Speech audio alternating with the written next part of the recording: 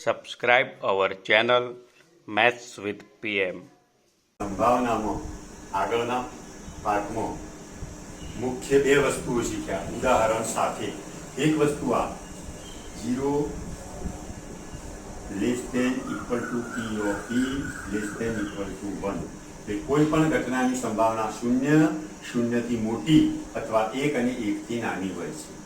અને બીજો એક મુદ્દો શીખ્યા પી ઓફ ઈ વત્તા ઈ ઓફ ઈ બાર બરાબર 1 થાય.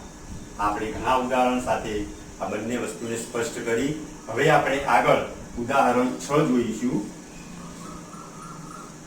હમીદા અને સવિતા આ બંને મિત્રો છે. બંનેનો જન્મદિવસ જુદો જુદો હોય તો એની સંભાવના શું થાય? અને બંનેનો જન્મદિવસ એક જ હોય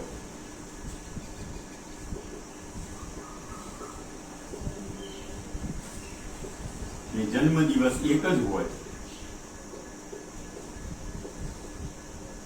એની સંભાવના શોધવાની છે. આમાં આપણે લીપ વર્ષને અવગણવાનું છે. લીપ વર્ષ કોને કહેવાય ને લીપ વર્ષ કોને ન કહેવાય એ તમે બધા જાણતા હશો કે લીપ વર્ષમાં 366 દિવસ હોય છે એક વર્ષમાં, અને લીપ વર્ષ ન હોય તો 365 દિવસ હોય છે. લીપ વર્ષ એ દર 4 વર્ષે આવે છે. 2020 હાલ જે ચાલે છે એ લીપ વર્ષ છે. આના પહેલા 2016 એ લીપ વર્ષ હતું, એના પહેલા 2012 એ લીપ વર્ષ હતું, હવે 2024માં લીપ વર્ષ આવશે.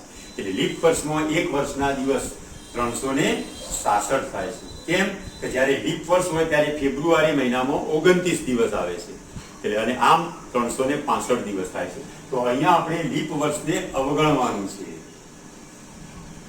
હવે લીપ વર્ષને અવગણવાનું છે એટલે એક વર્ષના દિવસો 365 થાય.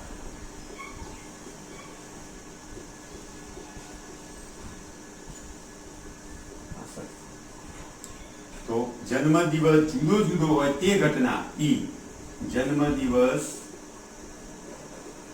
જુદો હોય એની ઘટના થાય છે.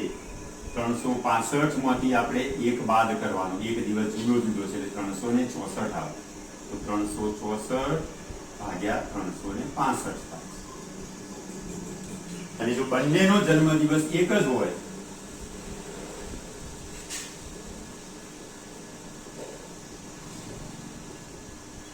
તો તેની ઘટના આના કરતા પૂરક હોવાથી 1 ઓછા 364 ભાગ્યા 365 માટે 365 એકા 365 ઓછા 364 ભાગ્યા 365 આપણે આ લસા લીધો માટે 1 ભાગ્યા 365 થાય. એટલે બંનેના જન્મદિવસ જુદો જુદો હોય તો આ જવાબ આવે, અને એક જ હોય તો 1 ભાગ્યા 365 દિવસ થાય છે. એટલે આમ હમીદા અને સવિતા આનો જન્મદિવસ જુદો જુદો હોય તો શું થાય, અને એક જ જન્મદિવસ હોય તો શું જવાબ આવે તે આપણે જોયું. હવે આપણે એવું જોઈશું જે એક પાસાનું ઉદાહરણ છે. પાસા એક પાસામાં 6 બાજુ હોય છે. તો એક પાસાને જો એક વાર ઉછાળવામાં આવે તો કુલ પ્રયત્નો 6 મળે છે. 6 મળે છે. પણ એક પાસાને જો 2 વખત ઉછાળવામાં આવે તો કુલ પ્રયત્નો 6 ગુણ્યા 6 બરાબર 36 મળે છે. તો આવું પાસાનું એક ઉદાહરણ છે કે એક પાસાને 2 વખત ઉછાળવામાં આવે તો બંને પાસા ઉપર મળતા અંકોના સરવાળો જો 8 હોય, 13 હોય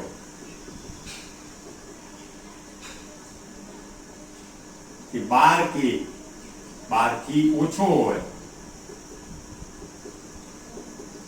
તેની સંભાવના શોધો. તો એ સરવાળો શોધવાનો છે. હવે આપણે આ જોયું એક પાસાને 2 વખત ઉછાળતો, તો એક પાસાને 2 વખત ઉછાળતો કુલ પ્રયત્નોની સંખ્યા 36 થાય છે. તો તો એ 36 પ્રયત્નો. હવે આપણે જ્યારે સરવાળો કહે ને ત્યારે એક ટૂંકી રીત હું તમને સમજાવું છું. જે પુસ્તકમાં એક રીત આપેલી છે જે થોડી લાંબી છે અને ડિફિકલ્ટ છે, પણ તમને સરળ રીતે સરવાળાનો જ્યારે દાખલો આવે ત્યારે એ આ રીતે થાય છે. 2 3 4 5 6 7 8 9 10 11 અને 12. આ સરવાળો છે આપણો, અને આ છે પ્રયત્નોની સંખ્યા.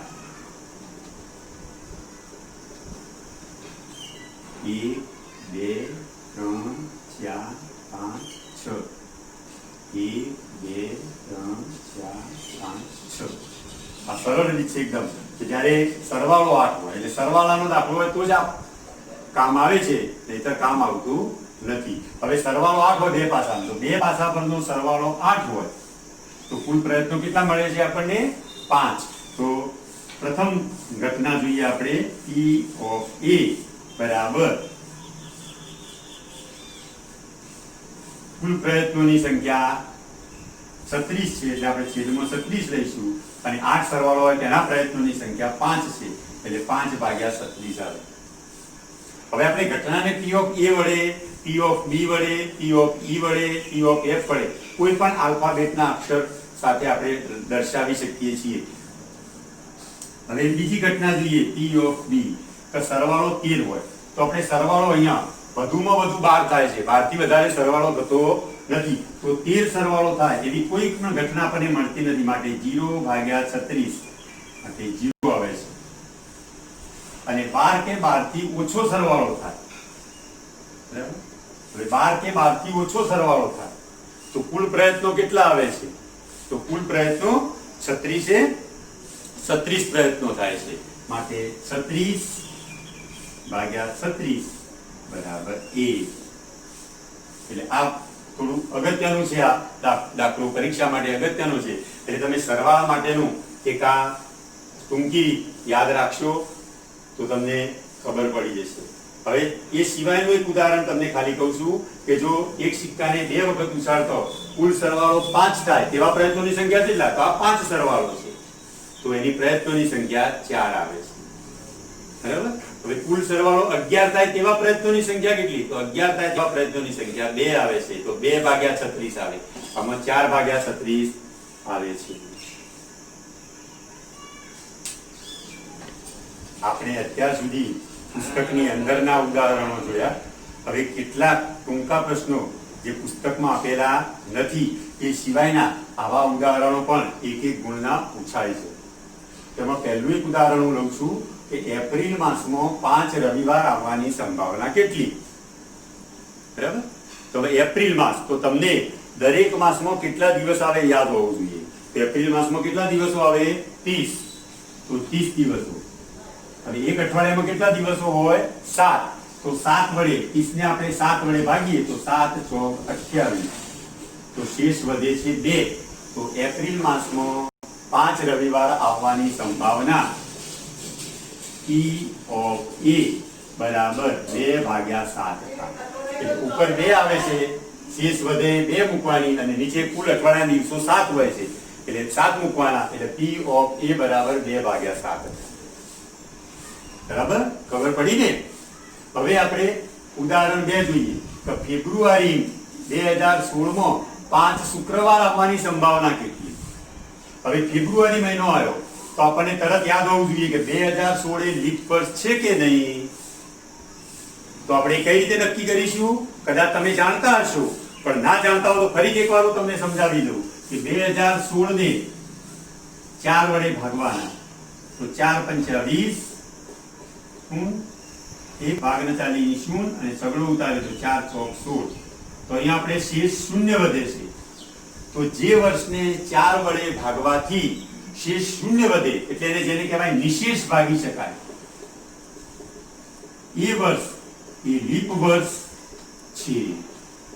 એ વર્ષને લીપ વર્ષ એટલે જે વર્ષને 4 વડે ભાગવાથી તેની શેષ શૂન્ય વધે એટલે એ વર્ષને નિશેષ ભાગી શકાય, તે વર્ષને લીપ વર્ષ કહે છે. એ સિવાયના બાકીના વર્ષનો 2017, 2018, 2019 એ લીપ વર્ષ નથી, પણ પાછું 2020 એ લીપ વર્ષ છે. આમ દર 4 વર્ષે લીપ વર્ષ આવે છે. આના પહેલા 2012 એ લીપ વર્ષ હતું. તો લીપ વર્ષમાં તમને ખબર પડી ગઈ ને. તો હવે અહીંયા ફેબ્રુઆરી મહિનામાં લીપ વર્ષમાં તો કેટલા દિવસો આવે? 29 દિવસો. તો લીપ વર્ષમાં 29 દિવસ આવે. તો 29 ને આપણે કેટલા વડે ભાગવાના? 7 વડે. તો 7 ચોક 28. તો એક વધી છે. તો અહીંયા શું આવશે? P of B બરાબર 1/7. અહીંયા શેષ 1 વધે છે અને નીચે તો 7 જ આવશે. કોઈ પણ મહિનાનો દાખલો હોય એમાં નીચે 7 આવે, કારણ કે 7 વાર આપણે અઠવાડિયામાં આવે છે એટલે 7 આવે છે. હવે જો લીપ વર્ષ ન હોય અને ફેબ્રુઆરી મહિનો પૂછાય તો કેટલા દિવસો હોય? લીપ વર્ષ ના હોય તો 28 દિવસો. તો 28 ને 7 વડે ભાગવાના. તો 7 ચોક 28. તો શેષ શું વધે છે? 0. પહેલો જવાબ શું આવશે? 0/7. અહીંયા શું આવે? 0/7 એટલે 0 આવશે. હવે આપણે ઉદાહરણ 3 જોઈએ કે લીપ વર્ષ ન હોય તેવા વર્ષે 53 મંગળવાર આવવાની સંભાવના કેટલી? તો આખા વર્ષમાં આપણે દરેક વાર 52 વખત આવે. હવે તેથી 53 એ શબ્દ વાપરેલો છે. અહીંયા આપણે 5 શબ્દ કેમ વાપર્યા? કે દરેક મહિનામાં એક વાર 4 વખત આવે, પણ 2-3 વાર 5 વખત આવે. અહીં એક વાર 52 વખત આવે વર્ષમાં, પણ કોઈ વાર 53 વખત આવે. એટલે આપણે એવી સંભાવના શોધવાની છે. તો લીપ વર્ષ ન હોય તો કેટલા દિવસ હોય વર્ષના? 365 દિવસ હોય. બરાબર. હવે એવા વર્ષે 53 મંગળવાર આવવાની સંભાવના કેટલી? તો આને પણ આપણે 7 વડે જ ભાગવાના છે. તો 7 × 35. એક વધે ઉપરથી ઉતાર્યા 5, 7 × 14. એક શેષ વધે છે. તો એ વર્ષે પણ આપણે P of C બરાબર 1/7. આમાં પણ 7 જ આવે છે, 365 આવતા નથી. તો 53 મંગળવાર આવવાની સંભાવના 1/7 થાય છે. અને જો લીપ વર્ષ હોય તેવા વર્ષે 53 મંગળવાર આવવાની સંભાવના, તો એ શું કરવાનું? આપણે કેટલા દિવસ આવે? 366. તો 366/7. તો 7 × 35. તો 7 × 14. અહીંયા શેષ 2 વધે છે. તો આપણો જવાબ શું આવશે? 2/7. તો આ રીતે તમને મહિનાના અને વર્ષના દાખલામાં કેટલા વાર કેટલી વખત આવે તેની સંભાવના જોતા શીખ્યા. હવે આપણે પત્તાની જોડ. હવે તમે બધા જાણતા જ હશો કે પત્તાની જોડમાં કુલ કેટલા પત્તા હોય? 52. તેમાં 4 રંગના પત્તા હોય છે. કાળીના 13 પત્તા, કુલ્લીના 13 પત્તા, ચરકટના 13 પત્તા અને લાલના 13 પત્તા, એમ કુલ 52 પત્તા હોય છે. તો એ પત્તાની જોડમાં લાલનો એક્કો આવવાની સંભાવના કેટલી? તો એ લાલનો એક્કો કેટલો હોય? બધા જ પત્તાઓમાં એક જ હોય. તો લાલનો પત્તો 1. તો P of D બરાબર 1. અને નીચે મૂકીશું આપણે કુલ પત્તા 52 હોય તો 1/52. હવે જુઓ, લાલનો એક્કો કીધો છે, પણ જો લાલ રંગનો એક્કો કીધો હોય તો લાલ રંગના 2 એક્કા હોય, એક લાલનો અને એક ચરકટનો. તો એમાં શું તમારો જવાબ આવશે? P of E બરાબર 2/52. અને 2/52 હોય તો અહીંયા છેદ ઉડી જાય છે, તો 1/26 થઈ જાય. જે દાખલામાં છેદ ઉડતા હોય તો ઉડાડવાના, ન ઉડે તો એમના એમ રાખવાની, ઉડાડવાની જરૂર નથી. આવી રીતે પત્તાના પણ ઘણા દાખલાના ઉદાહરણો તમને પુસ્તકમાં આપેલા છે. તમે જાતે એને ગણશો તો તમને ખબર પડી જશે. હવે આપણે ઉદાહરણ 5. એક પાસાને એક વખત ઉછાળતો અયુગ્મ સંખ્યાની સંભાવના. તો અયુગ્મ સંખ્યાઓ કઈ કઈ છે? તો 1, 3 અને 5. એટલે કે એકી સંખ્યા. અયુગ્મ એટલે એકી સંખ્યાઓ. તો કુલ 3 સંખ્યા. હવે એક પાસા ઉપર કુલ સંખ્યા 6 હોય તો આપણે છેદમાં 6 એક પાસાને એક વખત ઉછાળશો, કુલ પ્રયત્નોની સંખ્યા 6 આવે છે, જે આપણે આગળ જોઈ ગયા છીએ. તો 6 અને કુલ અયુગ્મ સંખ્યા આપણને 3 મળે છે. તો 3/6 એટલે 1/2. આવી રીતે જો યુગ્મ સંખ્યા આવે તો યુગ્મ સંખ્યાને બેકી સંખ્યા તરીકે ઓળખવામાં આવે છે. તો એમાં કઈ કઈ સંખ્યાઓ આવે? તો 2, 4, 6. એ પણ 3 મળે છે આપણને. તો P of F બરાબર 3/6. એ પણ 1/2 જ આવશે. સંખ્યાઓ પણ આપણને આવે છે, અવિભાજ્ય સંખ્યાઓ. એ લઈ લઈએ. તો અવિભાજ્ય સંખ્યાઓ, કઈ કઈ છે? તો અવિભાજ્ય સંખ્યા 2, 3 અને 5. એ પણ 3 આવે છે. બરાબર? તો એમાં પણ જવાબ P of G બરાબર 3/6. તો 1/2 આવે. અને વિભાજ્ય સંખ્યા આવે તો વિભાજ્ય સંખ્યા કઈ કઈ આવે? 4 અને 6. બે વિભાજ્ય સંખ્યા નથી. નાનામાં નાની વિભાજ્ય સંખ્યા 4 છે, જે આપણે 9માં ભણી ગયા છે.